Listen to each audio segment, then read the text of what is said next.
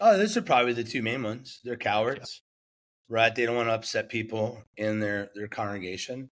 They probably have some moderate friends that are in the pastorate as well in local churches, and they don't want their reputation sullied by being a rabble rouser. They don't want to rock the boat in their church. A lot of pastors have been discipled to keep churches as peaceful as possible, but they really confuse quiet with peace. Those aren't the same thing.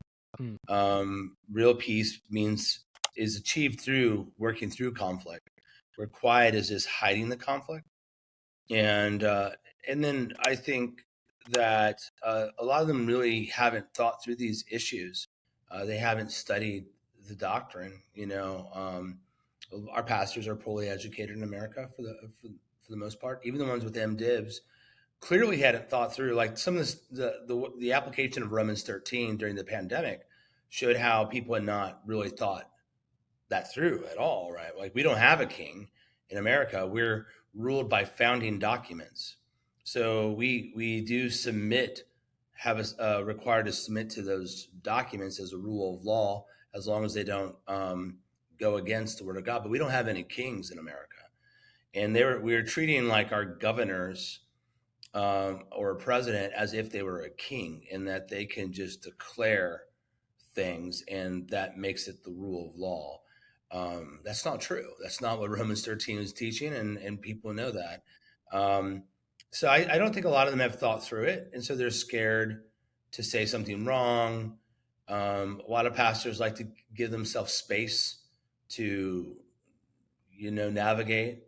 And what was really interesting during the pandemic is how many guys went from being kind of soft, nice guy, managerial class pastors to demanding submission, like demanding submission to the state and 100% submission to the elders.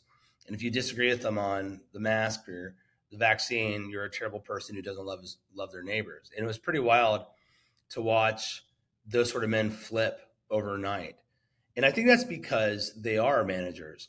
And managers, they exist for systems, right? And when the system's like broken, they don't know what to do. They freak out.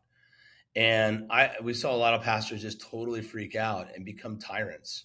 Um, like large sums of pastors become tyrants that you never would have guessed in a million years would have got as intense as they did. And but it did happen. Have any of those pastors apologized that you know of? Because I haven't seen any. Yeah. Yeah, I've seen a few. Yeah, Okay. not many.